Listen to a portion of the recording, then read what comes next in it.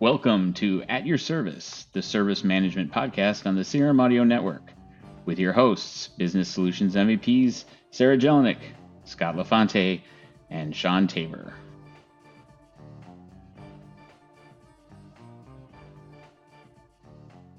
Resco is a leading provider of mobile solutions for Dynamics 365.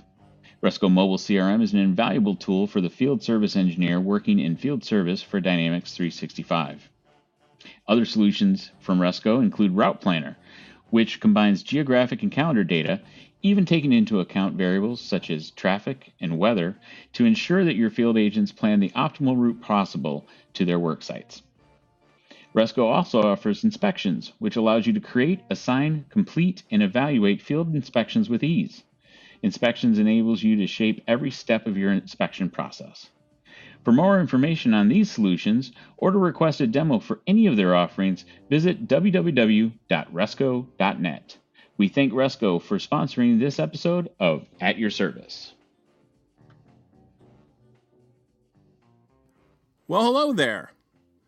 This is not your usual host, Shawn Tabor. This is producer Jim cutting in to say today's episode begins with a little something different. It's a clip from the fabled Lost episode recorded right after the CRMUG Summit. The regular podcast is going to resume around the 11-minute mark when the diva replaces Scott LeFante on the podcast crew. Hope you enjoy. Okay, so we're back from Summit. It's just myself and Mr. LeFante. And we're going to talk a little bit about the fact that most instances of Dynamics 365, as of this recording after Summit, have been updated to the October release. So what does it exactly mean? Does that mean my environment's all lit up with all fancy new features and functionality? Well, some, but in terms of customer service, project service, and field service, there's some nuance to that. Wouldn't you say, Scott? Yeah, definitely. And I think if it came to anyone else as a shock that, hey, you log in one day and you go to About and you see that you're at 9.1, blah, blah, blah. It kind of threw us by surprise. But, to that extent, there are nuances. In the admin portal, for example, I'm still seeing the same version of field service and project service, which is before the 9.1. So there's definitely some nuances in terms of what you see and what you get with this release that in the current format versus what is still coming up. Right. And what I think this points out to is a couple things. First off, one of the things we heard at Summit was that Microsoft said if you don't schedule your update, they're going to schedule it for you, which they've kept to their word. So if you did not schedule this for later in November or even all the way into January for the October release, well, it's been applied. So what does that mean? So let's go back over some of we're not going to go into deep like we did for the release notes episode, but let's go into some detail about what features are being released for customer service, field service, project service, and universal resource scheduling in this release. And the release notes and we'll put a link to that in the show notes. It's a little bit of a living document. It was updated as late as last 3 weeks with moving things in and out. They created a whole new AI section since the AI apps have been announced. And also they've changed some more granular dates. So not everything pops up in October. If you remember the old school, on-prem releases, when an on-prem release came, everything that they said was coming either came or didn't come, right? It was all or nothing. Now it's more staged. So October begins the time frame, the window, if you will, of when the new features and functionality are being released. They've updated the framework, they've updated the infrastructure to allow these new updates and functions to occur.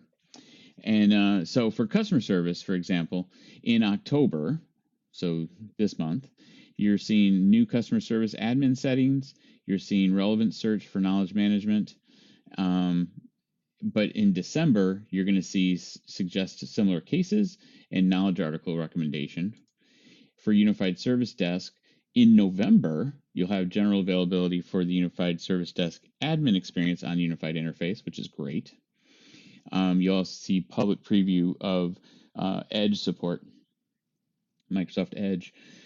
For field service in November, in November, you have entitlement management, multi-resource scheduling for work orders, and SLA management. And integration with F&O. That's a big one. Well, with the template. Yeah, it's template not, at least. No, it's not integration. They're just giving you a template that you can giving you a use. template, but it's still And good. it's out of box.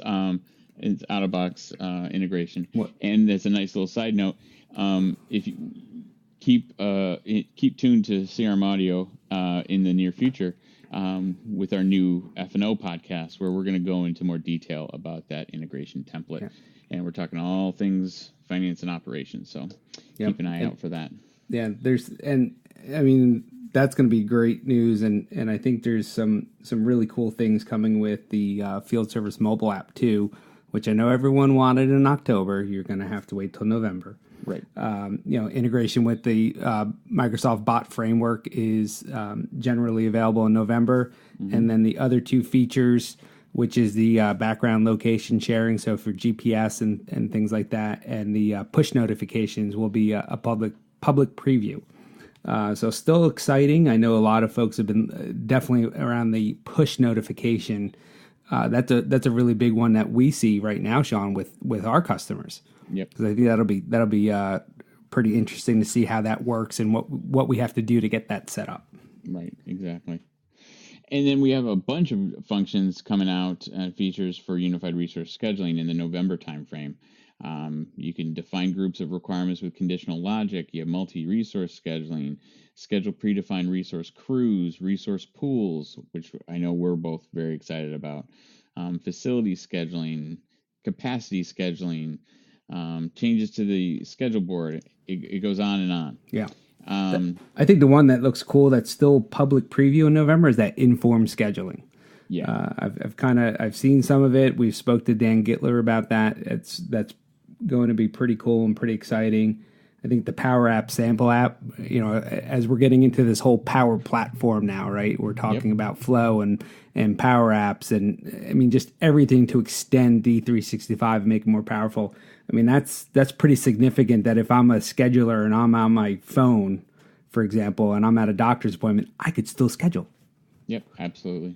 And then last, on project service automation, all of the new features are coming in November, including the ability to add adjustments to approve time, expense and journal lines, data effectivity validation on price lists, resource unit currency on roll price lines for costs, and others. So we'll put a link to the show in the show notes for the most recent version of the release notes.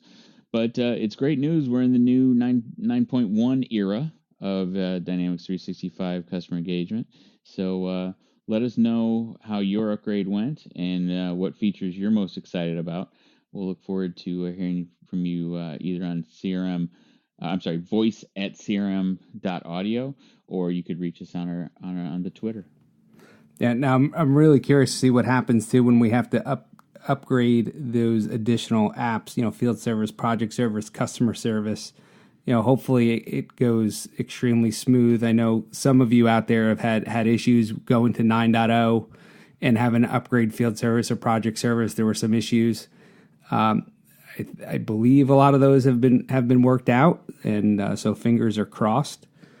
But it would definitely be exciting. I'm definitely excited about some of the PSA stuff too, Shawn. Adding some, a few fields to the work breakdown structure, which is no longer called work breakdown structure, but it's called the project schedule. That's right.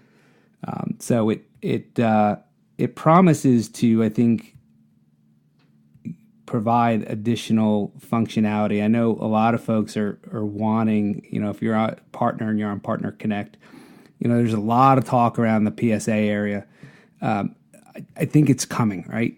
There's a lot of nice features coming in PSA, and the backlog of items is, I'm sure, not something that's a one-pager.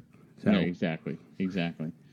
So I'll look forward to that, and I know in our we have a couple projects in flight that we're going to be anxiously awaiting the new features to light up for us. And like I said, we'd love to hear what you guys think out there on the new features and how you're using them.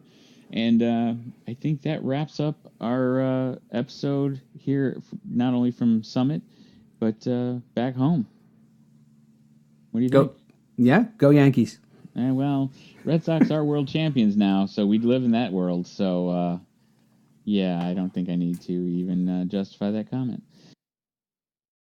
Welcome to, I know it's been a while, to another episode of At Your Service. And it really has been a while. I think the last episode we published was sometime, I think, in October.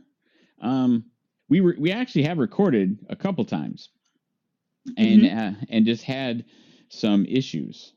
So we've experienced our first lost episode.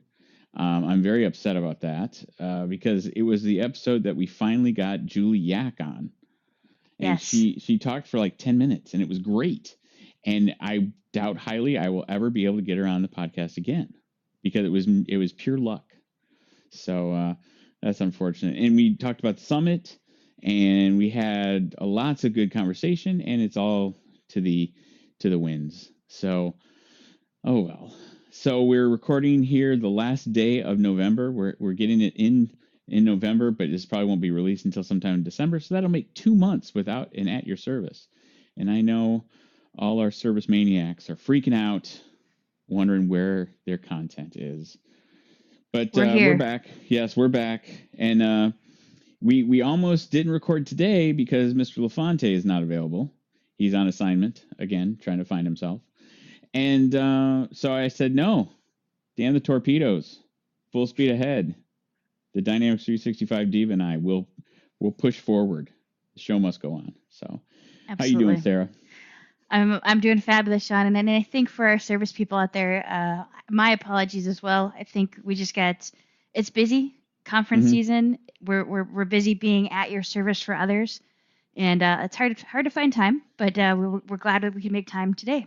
Indeed. It's been a lot going on. And plus, towards the end of the year, you're trying to get as much project work in as you can before the end of the year, before the holidays kick off, because once the holidays truly kick off, the testing cycles that you have available to you start to dwindle, and resources go away, and that's just a fact of the matter. So, but we're back. Yeah. So what I wanted to talk about today, I understand that you've been doing some interesting work in a not normally considered app in the platform that we would normally talk about here on At Your Service.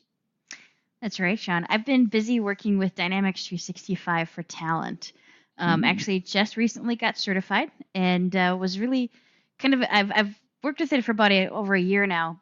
Really started to pick up again, probably August timeframe, of just really diving deep into it again and understanding some of the capabilities. And I had an opportunity to be at a Dynamics 365 Saturday on a Friday in Seattle with Mr. LeFante, and we were talking about it and thinking, talent could really be a great feature that would be something that would complement customer service and field service really well. For those of you who don't know what talent is, it's really just there's 3 big modules to it. It's attract, trying to find, the talent that you need to kind of get that workforce in place, the process of hiring, interviewing, getting feedback and so forth. So trying to manage all those applicants for those jobs that you're trying to fill. Then of course you get the onboarding. How do you get them acclimated to your company, train them? Get information from them, kind of providing a nice guided checklist to help sure that when they start, they're ready to go. You're not having to have a lot of uptime to get them raring and ready to work with you. And then, of course, there's the core, the human resources part of it, and being able to manage your workforce there. And one of the areas that I think talent is really powerful in, and I loved it when I first saw it, is the idea of tracking learning and certifications and skills. And we were talking about this. Scott and I were thinking, this would be really great to work with customer service and field service. Because if you have people that in your workforce, and your field service staff especially, that have to have certifications, that have to keep their certificates up to date, that have to have certain skills, you want to obviously make sure that you store that information within their record within Dynamics 365 for field service. But we really don't have a strong mechanism to track, okay, are they expiring? When are they due? Providing visibility to people to see that without, possibly doing some customizations. But if we're managing that in HR, in talent, which is now built on the common data service for apps, it'd be great if we can have that information feed back and forth and being able to see that. So from a field service manager perspective, I want notifications that their certificates are going to be expiring. As a manager, I have my manager self-service and talent, so I could be able to see that, get that visibility. I can also probably make some type of method for me to see that within field service, within a Dynamics 365 for field service. So we thought this would be something fun to explore. I haven't dived too deep into it yet to get that integration to work or to kind of get that those messages to talk back and forth. But I think it's something that would be really helpful to organizations to kind of get that whole big picture, the Dynamics 365 stack, the whole, one app, one platform kind of answer to their problems.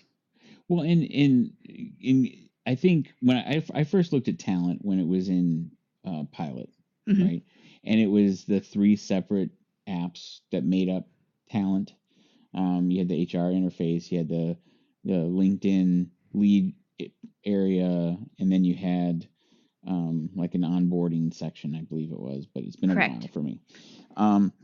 So now that that's part of the CDS for apps, I agree that has a lot more potential to provide really timely information, especially with your skills and characteristics within not only field service, but it could be, anything universal resource scheduling, right? Absolutely.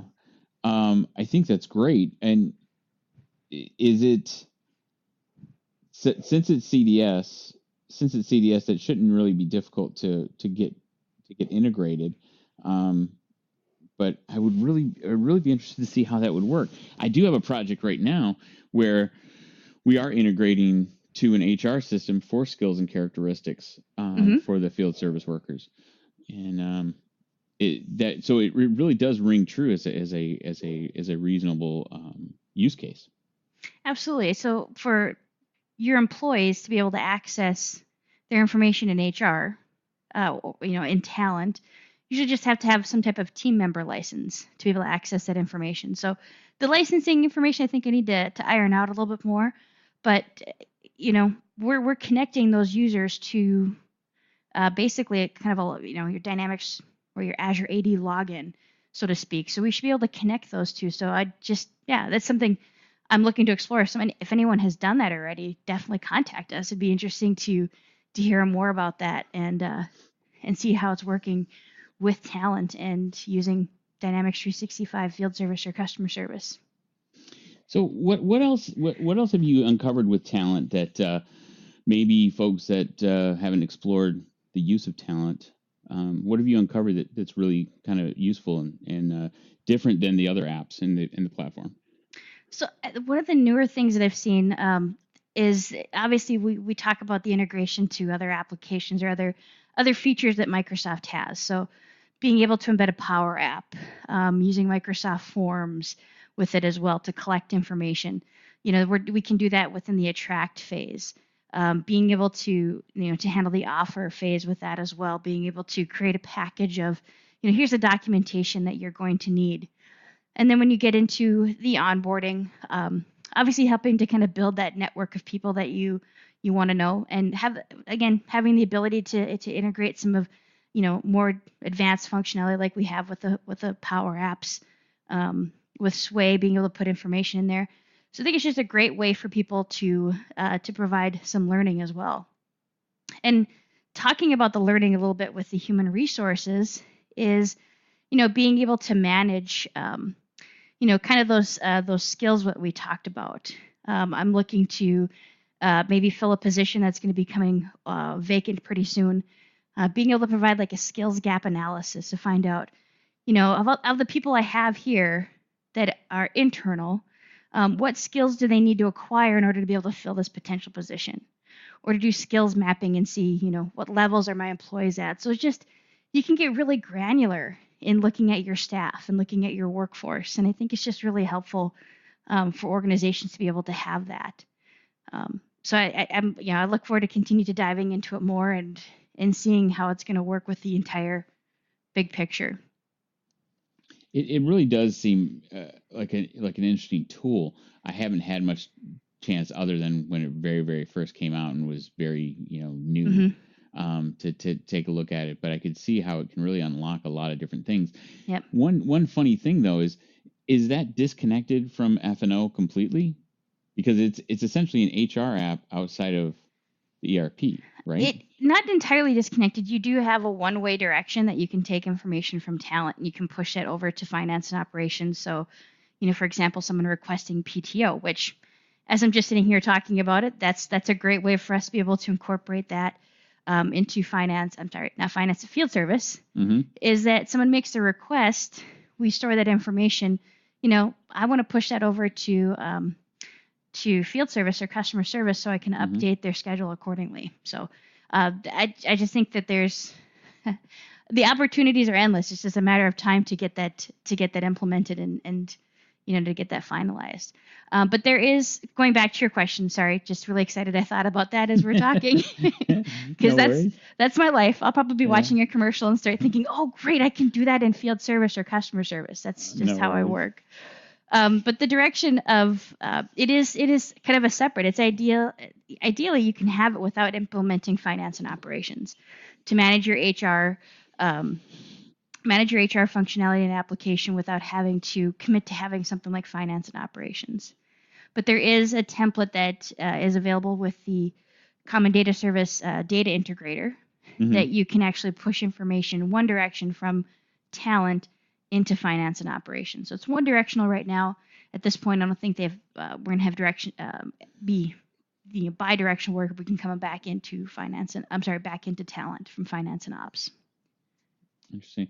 And with talent, is it limited to only like employees, or can you also manage contractors or subcontractors and that sort of thing? Great question. You can do both. So we have a concept of a worker. It could be a contractor. It could be employee. So you've got you have the capability to track both. So for people that have seasonal positions, you want to be able to manage that workforce. You can do that within the application. And being somewhat disconnected from F&O does give you a little bit of flexibility in terms of how you manage payment to those folks, because some organizations, they may not put everything through their larger big box ERP. They may have other invoicing relationships, that sort of thing. So interesting. Yeah. Interesting. Lots more stuff in talent than I thought. So that's cool. Yeah. Let me ask you this: with as we're coming to the the end of 2018, and given that we had 2 months since our last episode, we may or may not have another episode before the end of the year. So that would be great. So why don't we talk about things that we're hopeful for, things that we think could be happening in the next year? Where do you see customer service, field service, project service going in the next year? That's a great question. And I think, when we were at Ignite and we had the conversation about AI and the availability there, which I know that's something that I'm looking forward to taking the time to learn more about and the capabilities it's going to provide us. I look to see that there's going to be a lot more with that. And we're starting to see that within Dynamics of just, using that artificial intelligence, that machine learning. That's something that's happening in all of the applications. Talent isn't a great example of that, of being able to maybe parse somebody's resume and get ideas of what they can do. From customer service, I'm seeing repeated same issues for field services that, giving me insight into Why is it taking so long to do things? I think we're going to see a lot more within the AI space and machine learning, and I'm looking forward to it because I think it's definitely a differentiator that Microsoft has. Right. We always talk about Office integration being a differentiator and having email integration. I think this is going to be another big one for Microsoft for the Dynamics platform. And a real exposure of the bot framework in general, Yes. right? Not as a development platform necessarily, but as a citizen developer platform. Because with the AI tools for sales and for customer service, managers can spin up their own bots based on trends and analysis that AI is already consuming and reporting on. So I can see that as another big win for us next year. Something that I'm hoping for in the next year is maturation. I think that's a word. Maturing. That for sure. I knew what you were meaning by that. Yeah. Of project service. Yes. There's so much potential there. So much potential. But I feel like we've just scratched the surface. Because especially with when you're looking at end-to-end experiences from an F&O all the way through to Dynamics CE, project service is somewhat of an important cog in that to do well, right? Because you have, especially for like a manufacturing firm, there's some project management functionality in F&O, but if you're having that in CE and exposed with project service automation, then you're able to take advantage of all of the resource utilization and assignment and scheduling and absolutely all the infrastructure CE has. So it really does couple the two worlds together very nicely. Some of the larger projects that you have in a manufacturing implementation, for example, really could play well into that. But what I'm hoping to see in 2019 is a better integration between, say, F&O or any ERP and project service automation. Better integration between ERP and field services. So I know we have the initial templates right now, and that's a good start. But hopefully we get those matured as well. And just more flexibility and capability in project service in general is something I'm really looking and hoping that we see. Absolutely. And, I think with the advances that we're seeing in the Dynamics world right now of just the features that are becoming available to us, the investment that Microsoft is making into the platform and into the Dynamics 365 stack, I think we're kind of getting a little spoiled in some respect, because now it's like, oh, great, you got this done. Great. Now, what about this? What about this? And Right. I can't imagine being on the other end where the people are actually doing the building and trying to get all these features out and tested and out to the public that, okay, we're like, okay, well, no, because we don't see any changes on like a product like project service. We start to think, is it going away? Well, no, everything's prioritized and we're getting there. I agree with you. I think, having that, that solution be developed a little bit more and, getting a little bit more love, I think it's going to be great for us. Because I mean, I remember when they first went from Field 1 to Field Service, it had its issues and it's evolved quite a bit with the creation of RSO, which going from the old Field 1 version of it and modifying that engine and creating RSO, and then introducing universal resource scheduling, taking that whole component and unbolting it from the frame. Things like that are amazing. Absolutely. I just think in the service space, there's so much potential, because imagine if you had AI for project service. How cool would that be? Someone could take a look at their, a project leader could look at their dashboard and understand, not only burn downs, but financial information, look at RAID logs, look at any number of things, and really get some immediate trends very quickly and take action on it much faster. I would love to see something like that. I just, there's a lot of potential, obviously, but I'm really hopeful for that. Absolutely. And for those people who are listening, RSO, Shawn, I know we love acronyms, but resource scheduling optimization. Yes. Yes. That's the big engine that could. Yep. That's the engine that if you, let's say you have a number of work orders scheduled out in the field and a customer cancels, it can reallocate all of your resources instantly, and or it can be done, through scenario-based management.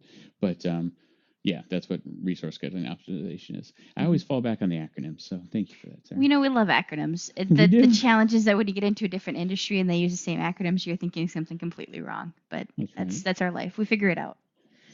Yep. So, all right, if you had, let's say this, if you had one wish from the big guy up in North Pole, what would it be? Wow. And we're not talking dynamics specifically, are we? Okay. No, not necessarily. Oh wow, one wish. Yeah. To me it would just be to do the ultimate, not around necessarily an around the world trip, but just to get to go see more and do more. I love to travel. I love the opportunities to get to see you guys in person at conferences, and see the people that listen to us, and but just to get to explore the world a little bit more. So the time to do that is probably more important. Yeah. Just because we're all very busy people. But I think, there's a trip I want to take my mom on to Europe with my brother, and cool. kind of go see some of our ancestry out there and see that. And that's my biggest wish right now, is to be able to go do that. Where would you go in Europe?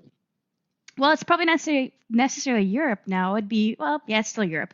Definitely Scotland, England, Norway, maybe the Czech Republic as well. So. Ooh, that'd be so much fun. Yeah. So I'm kind of bummed I didn't go to Resco.next. That was in Prague, which would have been fun. It would have. Yep. And I think mine is along the same lines. I'm hoping for next summer to take my daughter to London. Oh, yes. Yeah, and specifically Yankees Red Sox at Wembley Stadium. You just make it happen. Make it happen. That's going to be a thing. Yes. So, and then meet up with all my friends across the pond, like Chris and Will and Kyle and and absolutely. Sarah and Andrew and Scott Giroux and everybody. Mm-hmm. That'd be a blast. Yeah. So, because when I told my daughter, I said, I actually have friends in England. She said, what? Really? Yeah, like 8 of them. That's the great thing about this community. Even if you're not an MVP, that you still meet these wonderful people at these different events when we're learning and sharing our knowledge about dynamics. I think that's why I love my job so much, is because I have those opportunities, and looking forward to it. So. And people are always open. And, absolutely. It's a wonderful thing, the community in general. So, we were on the PowerApps podcast that's coming out soon. We talked to Eliza Benitez, and all the stuff she does, and like her vlog channel, and meeting these different people from all across the world. I would have never ever had that opportunity outside of this community. Mm-hmm. Why would I have, outside of like being on some kind of message board or something squirrely like that? But you know what I mean? It's and making real kind of connections, and that's, I guess, since we missed our Thanksgiving episode, I guess that's what I'm thankful for, is having all these friends, including absolutely. Yourself, Miss Sarah, from all over the world. So I think, what? This is a high note. I think this is a great place to stop and say, hey, happy holidays to everybody. Whatever you celebrate, have a great one. If you don't celebrate anything, have a great day. And most likely, we'll see you again in 2019. And if the whim hits us, maybe one more before 2019. But until then, as always, we will be at your service. Hi, it's producer Jim. One more time, just to say, before we go, let's turn things over to Agnes with Resco. Hi there, and welcome to this week's episode. My name is Agnes. I'm the Director of Marketing here at Resco, and this week I'm going to go over a bit about our security here at Resco. Now, not security as in security guards, but security when it comes to your overall working with our technology within Resco Cloud, our mobile app, and also our products. One of the most important aspects of everyday company life is to make sure that the data is accessed only by the users that are entitled to them. So for this, CRM servers use tools like security roles and permissions, and even field level permissions. So good news is that Resco takes all these options into account, and the user using Resco cannot access, data that the CRM server will provide them otherwise. So if they're not enabled to use it, they're not going to simply have access to it. So it's because Resco queries for data in the user context. So additionally, it is possible to decide what data to keep in offline mode and, of course, using sync filters. Using sync filters, it's possible to define what records for each entity will be kept locally on the device for the Resco mobile app. And in the case of sensitive data, it's possible to exclude any entity from the local database, so making its data available only in online mode. From the user's perspective, it's also possible to manage which users can actually use the Resco mobile app to access data. So it's done via the Mobile User License Management in Woodford. That's our customization tool, and only users that have the mobile license enabled can actually use the app with the company data. Additionally, it's also possible to manage what devices are allowed to connect to the CRM server. So if you roll out all devices to users that should be using, the data and all others, you can actually say, the ones that you can basically highlight and neglect who can and who cannot use certain data through the mobile devices that have already been enabled. You can simply uncheck the boxes that of the certain devices that are there. And in case of, bring your own device policy, the administrator can actually approve or deny specific devices from signing into the mobile app with the CRM. On top of that, it's also possible to lock or wipe the Resco mobile application remotely from Woodford. Yes, you heard that correctly. And this means that in case a device is lost or stolen, the app can be locked or the local database can be absolutely deleted. So to manage the same when there's no access to internet from the device, it's possible to set a security policy. So that applies the lock or the wipe function. For example, when the app did not connect to the CRM server in a specific period of time, or when the password is entered incorrectly a couple of times, you can then opt in this way to have it remotely deleted or locked out. Another option is actually to use the mobile device management to manage devices and applications available to use this data. And also, in addition to managing the app, it's possible to deploy and remove the application completely from any devices. So I hope that this has given you some insight into what Resco has to offer. Like I mentioned, we take into all accounts when it comes to security, making sure that you're being able to easily access all the different devices, being able to easily access and whether allow or deny any users from access to your data with mobile devices is so easy to do with us. But if you need any other help, please reach out to us at communications@resco.net. Thank you so much, and until next time, bye-bye. On behalf of myself, Shawn Tabor, my co-host Scott LeFante, and the Dynamics 365 diva Sarah Jelinek, we thank you for listening and subscribing to the podcast. You can reach us at voice@crm.audio. On Twitter, you can follow us, CRM Hobbit for me, for Scott, at FLD Service_Guru, and of course, at Dyn365 Diva for Sarah. For more information and content about what we spoke about on this episode and others, visit our blog at atyourservicepod.com. This has been At Your Service on the CRM Audio Network, a production of Dynamic Podcasts, LLC.